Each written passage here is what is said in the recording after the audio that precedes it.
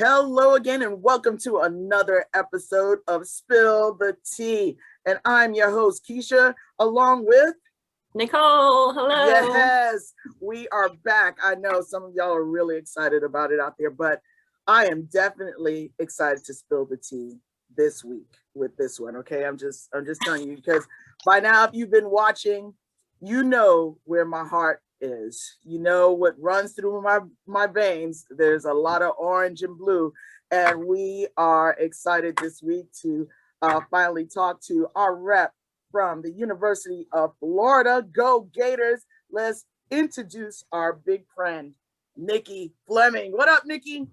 Hi there, everyone. Thanks so much for having me. My name's Nikki. I'm an admissions officer at the University of Florida on the communications team. I am also the Orange County and Seminole County representative, so I'm your local representative as well. I am a Gator alum too. I graduated in, yeah, go Gators. I graduated in 2019 with a bachelor's in public relations and a minor in family, youth, and community sciences. Yes, yes, represent today. And that is the craziest I'm going to be today, I promise. Because there are, Nikki, the University of Florida each year is one of those schools that we get so many questions about and we want to find out so much about. So we are excited. Thank you very much for joining us today. Yes, thank you for having me. So why don't we just jump right in? General information, Nikki. Tell us a little bit about UF for those, some of our underclassmen or those who are just starting to do some research, kind of some background, what UF is like. Yeah, so a little bit about the University of Florida. We are actually ranked number 6 best public institution in the entire country. That's something that we're super proud of and be able to share with our prospective students as well as the current students too. We generally have a large campus of about 55,000 students, so about 35,000 undergrad and about 15,000 graduate students. We're located in Gainesville, Florida, which is in north central Florida, about 2.5 hours from the Orlando area, depending on traffic. As far as Gainesville and campus, Gainesville is definitely a college town. You'll hear me say that a lot today. We have about 2,000 acres on campus, and I know that sounds really big, but that encompasses all of our professional schools as well as the agricultural fields. Mostly the heart of campus where a lot of students' classes are going to be is generally very walkable. As far as student clubs and organizations go, we have over 1,000 of them. So definitely a lot of opportunity to get involved. Truly anything that a student desires, if they're interested in academic clubs, sports clubs, performance, politics, the options are really endless. There's even a club to help you find a club because that can be really overwhelming for a lot of students.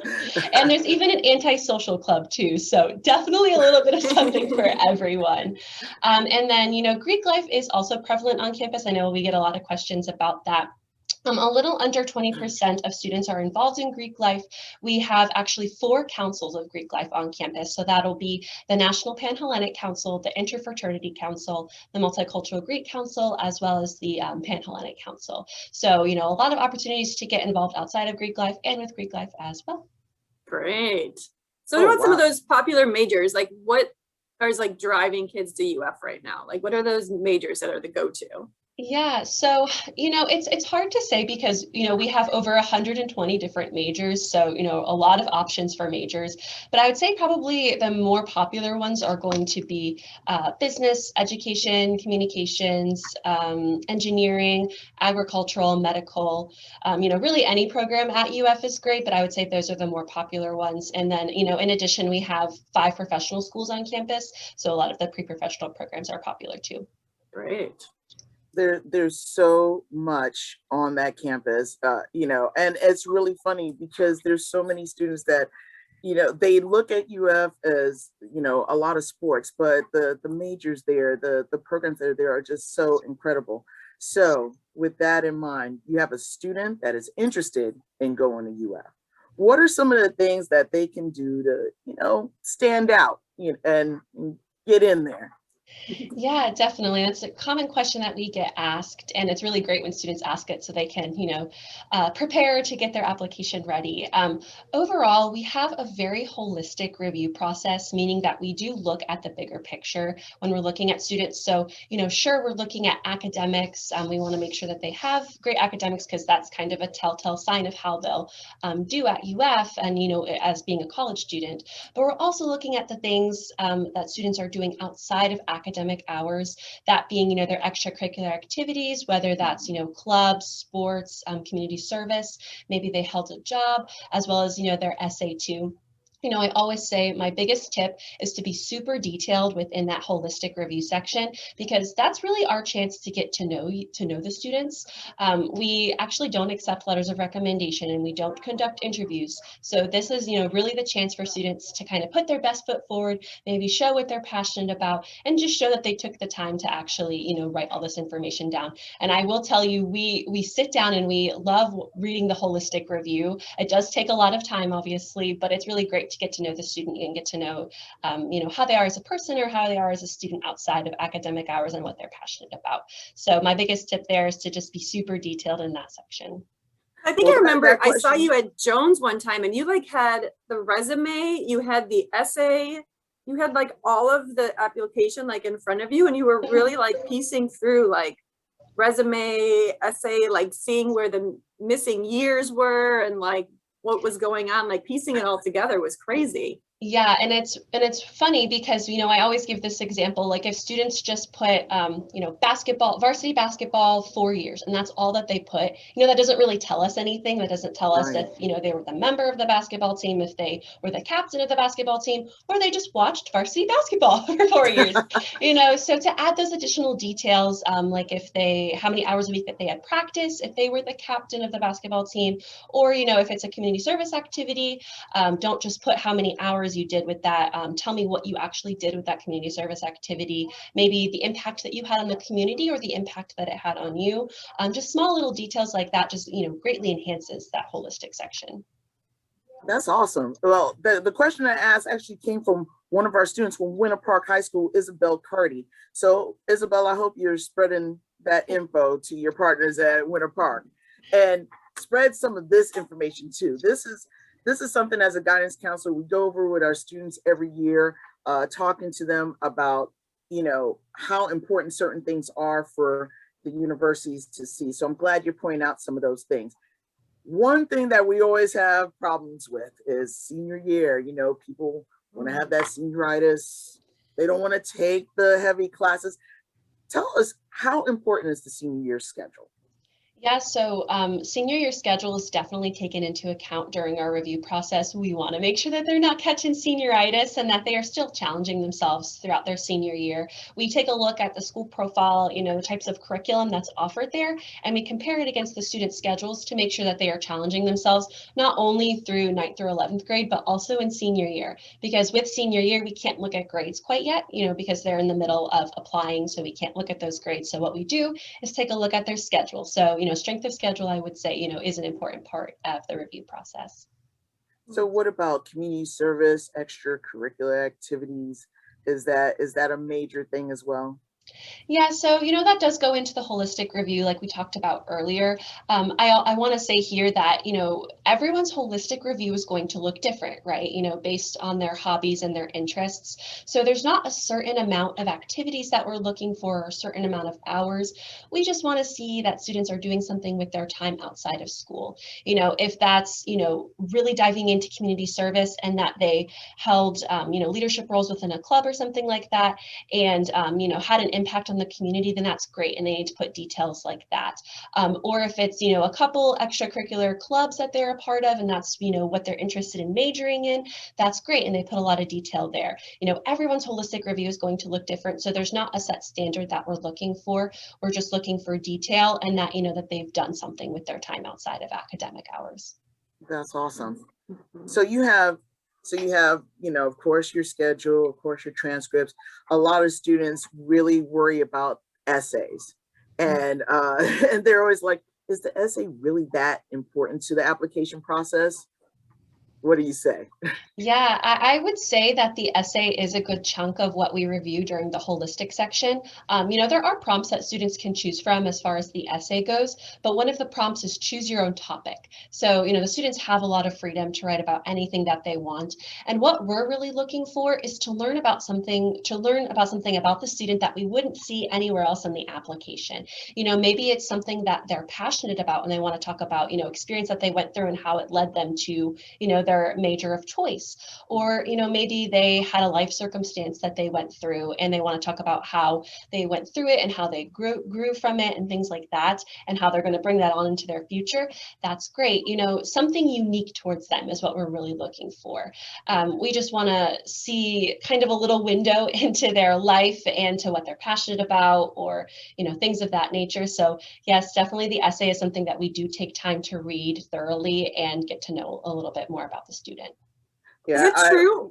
Do you actually read every essay though? I mean, I heard like other schools, they like accept the top and deny the bottom, but that UF reads every single essay that's written? Every single essay, and each application is read about 2 to 3 times before it goes on to the final committee for the final decision. So truly every essay, every extracurricular activity, every sentence is all really read thoroughly so that we can, give a fair recommendation. That's impressive. That's impressive. It really is. And bless your hearts for some of those essays, because we see some it's like, whoo, and when I'm talking to some of the students, a lot of them want to send the most depressing essays ever. It's like, hey, you don't have to find every negative thing in your life. Am I right with that? Yeah, and and that's fine if they're talking about something that they went through, and that's part of who they are, and that's great that they're telling us those stories. But also tell me what you've learned from it, and maybe how you brought it around, and how you're going to carry that into your future. We definitely want to see a bigger picture rather than just focusing on the negative. Yeah. Right. Well, here's something that some kids think are negative, which are test scores. We always get a lot of questions about test scores. SAT and ACT scores, of course, we know that because of COVID right now, there's a lot of schools that are not looking at test scores, of course, outside of the state of Florida, and within the state, there's still all of our SUS or our state university system schools are looking at that. So are SAT and ACT scores still important for you guys? Are you just looking mainly, we're sticking with that holistic view? Yeah, I would say that the test scores are just a part of a larger review. It's part of the academic review. We have to look at them because it's a state of Florida policy that, students have to submit test scores in order to have a complete application. But it is just part of a larger review. So, if a student is really worried about their test score and that they've tried their best and, getting the best test score, we know that there are some students who just aren't great test takers. So, really take the time in that holistic review section and show your passions and show your experience there, so that you're able to have a well-rounded application. Test scores aren't the end-all be-all of an application. It's just a part of a larger review. Right. So another hot topic as always, especially in the Orlando area and Orange County, we have a million dual enrollment programs with multiple colleges. Valencia is our main one, but there's multiple colleges that we do dual enrollment with. So we get, especially from parents. So trying to apply to UF, is there a preference over AP or dual enrollment courses? Yeah, and that's a great question that we always get asked. We actually don't have a preference for AP versus dual enrollment. They get the exact same recalculation when we recalculate the whole GPA. So basically it's similar to a weighted system that most high schools have. They get 1 additional point for each AP, IB, dual enrollment, ACE, all of those types of courses. They get that additional weight added on. When we are looking at a student schedule, if that school offers both AP and dual enrollment, we will look at that as the exact same type of rigor.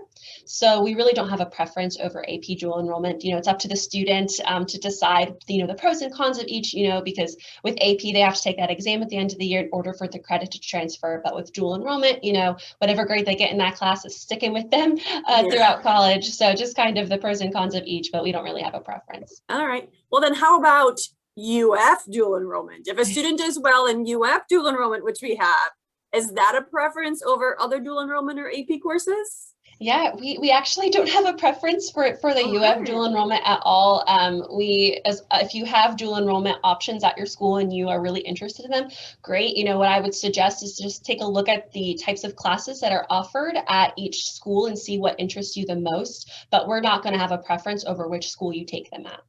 So they don't get a leg up if they do well in UF classes. No difference. Okay. You heard it from her, everyone. Straight from Nikki. Spilling the tea today.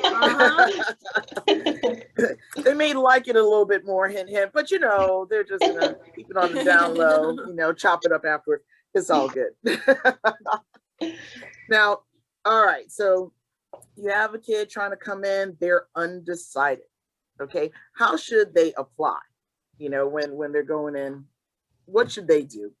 Yeah, so we actually don't admit based on major. So major doesn't really play a factor within the review process. The only place that it really plays a factor is one, if they are trying to audition for one of our Bachelor of Fine Arts programs. So like music or dance or something like that, then they have to do an audition and then they, you know, apply with that major on their application. But for students who are, you know, undecided, that's totally fine. There's an exploratory option within the application. The only place that it really does come into play, and I'm sure we'll talk about this later, is with our different pathway programs. So for PACE in particular, the Pathways to Campus Enrollment, that is limited to about 60 majors, but one of the majors is exploratory, so that really does give the student an extra chance to be accepted. But overall, it really doesn't play a factor within the review process, so it's totally fine if you go in as an exploratory major. Okay. Right. So another thing that confuses kids a lot, I'm not going to lie. You have basically 2 deadline dates. So when students are looking at when should they apply, they see, oh wait, we have basically 2 deadline dates, one being priority. So we understand that. But could you kind of explain that a little more, like when they should turn in their application and what that means? Yeah, definitely. So with the 2 deadlines, we always recommend the priority deadline, only because, you know, we will still accept applications after the priority deadline, which is normally November 1st, unless there's a pandemic, and then we extend it a little bit, right? Yeah.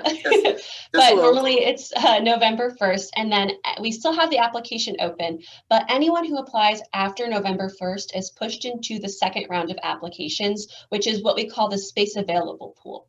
It's exactly how it sounds. You know, after we look at the thousands of applications that we get in the priority round, we typically just don't have much space to give for those second round applicants. So we really recommend students, you know, put your best foot forward and give yourself the best chance to apply by the priority round so that, you know, you get your decision earlier and that you're looked at with all of the other students who applied by the first round. We don't have rolling admissions, so that's why we have those 2 separate deadlines. We're a very deadline driven school. So you hear that, first kids? deadline. Don't be a procrastinator. Yes. Yes. Well, really, we do have a lot of students that think they see those and they're just going to wait till later on and like, Right. Listen, we're not the only ones telling you. Your counselors are not the only ones. Yes. Listen to Nikki. Exactly. Yes. So Nikki, you mentioned something before, you know, one of your programs. Can you tell us a little about some of your special programs, maybe for freshmen or first generation students? Oh, definitely. So I'll go through a little bit about our general programs and then jump into the more first generation programs. But for our general program, so when you're applying to UF, you can apply for a couple of programs. You can apply for the Innovation Academy, honors, or, you know, the traditional admission. Now, with the traditional admission, they have the option of putting their start term of preference, so that be summer or fall. There's actually no difference for us in being accepted for summer or fall for the traditional programs. So if a student, you know, applies with fall in mind, they might get summer, but there's really no difference. It's just kind of space available. We, you know, take into account all the admitted applicants. We try to put on space available, but most of the time, or we try to do preference, and then most of the time it's space available. So there's no difference in being accepted for summer or fall for the, you know, traditional residential terms. And then, so the second program would be Innovation Academy. So Innovation Academy is for a particular type of student. These students are really interested in being creative, entrepreneurship, peer-to-peer collaboration, that kind of thing. So they will apply within their application cycle. So within the application, there will be a check mark that says I'm interested in Innovation Academy, and, you know, an additional portion of the application will populate for them.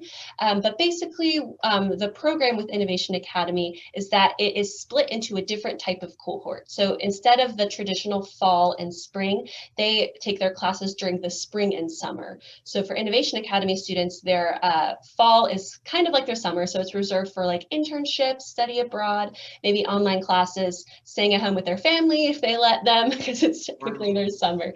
But with Innovation Academy, there are 30 majors that students can choose from. And then once they are getting close to graduation, they'll be able to graduate with their minor in innovation because of the additional requirements and things that they have to do. And that innovation minor is only available for Innovation Academy students. It's a really great program with a lot of resources and a lot of peer-to-peer collaboration, like I mentioned earlier. So we really recommend that students do the research before applying, because it is only available during their application process for that. And then another program would be the honors program. So with honors, they actually have 2 chances to apply for honors. They can apply for it during their application process or through lateral admission during their first year on campus. So if they want to wait to apply for honors, they're more than welcome to do that later on. But some of the benefits of honors include having the option of living in the honors living and learning community. That's a dorm on campus. There's an advisor that lives there, so constant 24/7 support. They get the option to register for their classes early. There's some UF honors specific classes, and then of course they'll graduate with honors as well. And then again, if they want to wait to apply for the honors program, they can apply for it during lateral admission during their first year on campus. And then another program that could be offered to students is going to be our PACE program. So PACE is Pathways to Campus Enrollment. This is a program that students don't apply for. It's something that could be offered with their admission. But basically it combines an online and an on-campus degree at UF. Their first 60 credit hours, so 60, will be fully online. It can be taken anywhere except that 15 of those credit hours have to come through our UF online program. So it is nice if students are coming out of high school with some college credit, because they're able to apply that towards the PACE program, and they could shorten the time that they have to be in the PACE program. But once they complete their PACE requirements, they'll have the option of 60 majors to choose from, so again 60, and then they'll smoothly transition to an on-campus traditional student and have the option for those on-campus classes. A big question for these students is, why, if I'm an online student, am I still able to be involved in campus and things like that? But these students are really gators from day one. They're able to join student clubs and organizations. They can go eat a meal on campus, go to on-campus events. They just can't take those in-person classes until they transition to campus after they've completed their requirements. So it's just a different way of being a gator, and there's no PACE designation on your diploma or anything like that. And then, so 2 more things. So we also have a summer bridge program called the Promise program. So with that, it's something that could be offered to students with their admission. So it's not something that you apply for within your application process. Basically, we offer it to students who we feel could benefit from additional help and guidance. So they do begin in the summer B before their start term. That first summer is totally paid for, including room and board. It's a pretty sweet deal. And then throughout all of their 4 years at UF, they will have resources to the Office of Academic Support as far as workshops and free tutoring services, peer mentoring if they want it, all of that great stuff, all throughout their 4 years within the Promise program. So a lot of great resources there. And then finally, specifically for our first generation students, we have what's called the Match in Florida Opportunity Scholarship. And this is, so it's been changing year to year on how students get granted it. This year, students do have to, we'll kind of reach out to the students after they're admitted and say, hey, we see you're a first generation student, why don't you apply for this? And then they'll see if they get the scholarship. But basically they have their own criteria. It's an outside, it is affiliated with UF, but they have their own criteria in the committee and what they're looking for, but then they get a full ride scholarship to UF. So it's a really great thing for our first generation students. And of course, they'll get access to all of those resources. We have a first generation student success office on campus as well that provides great resources and workshops for those students too. Wow. Yeah, that was a lot. Yeah. That was totally a lot. I'm blown away, but it's awesome. It's awesome. Wow, that's great. And the thing is that for the kids to see that there are, they should just apply. There's so many that get nervous about applying when they look at test scores, when they look at GPAs of students that were, you know, got in before them, Sure. just apply. You never know. They could fit into any of those categories. That's awesome. Right. Yeah. There I are so many will different pathways. Yeah, I'll admit I didn't go in the honors, the honors side of things, but hey, I got it. So, so one thing though that kids don't realize is what I think even before COVID, and with your PACE program, UF has really been doing a lot of online classes. So you've kind of gotten that system down, how to help students online. I mean, you don't just sit at home and take online classes and don't get any support, correct? I mean, there's a system in place to help them. Most definitely, yeah. And we actually got a new ranking for our UF online program too, just because of how quickly we had to get things together for the students who were moving online. I think we're ranked number 3 now for our UF online program, which is really great. So students are really getting a great education in an online environment too. You know, with COVID having to put everything online, we had a program in place to get a lot of resources for students, and that kind of, I forget what it's called off the top of my head right now, but they really pushed forward with it. We're able to release it early so that there's free tutoring for students, more free tutoring on campus, a lot of resources if students need peer mentoring or even faculty mentoring. So a lot of great resources for students in the online environment too. Yeah. Right. wow. Amazing. We learned so much today. I know. Well, Nikki, I am so glad that you joined us today. Is there anything else you want to make sure to share about what's going on with UF at this time? Yeah, so I will say with UF, I know a common question is if we're doing in-person tours right now, and we really aren't at the moment, but we do have an open campus, so if people want to come up and walk the campus on their own, they're more than welcome to. Most of the buildings will be closed for visitors, but they can still walk around, and I'm hoping, you know, in the future sometime soon that we're able to offer more in-person tours, you know, we're just trying to be as safe as possible going day by day. But definitely, since I'm the an Orlando rep in general, feel free to reach out to me with any questions, and don't be afraid to reach out to your college and career specialist either. We're all here to help you for a common goal of, you know, getting you prepped for college and getting you on in that next step. And then also we are pretty active on our social media at UF Admissions. If you want to just keep up to date with us, we've got a lot of student takeovers happening. So if you want to get a glimpse into student life, as well as, of course, some fun content. So we'd love to see some more followers on our social media. Great. Thank you so much, Nikki. Yes, this has been amazing. So much great information. So much. Thank you so much for having me. It's great to be able to be on this platform and share it with, you know, a great deal of students. Thank you. And hopefully we'll get a chance to talk to you again soon and spill a little bit more tea. There's always a ton of questions for UF and a lot of interest. So we appreciate you being here with us. Yes, thank you. I'm always happy to spill the tea. Yay, love it. Yeah, Nikki, have a great day. Yes, y'all too. Bye.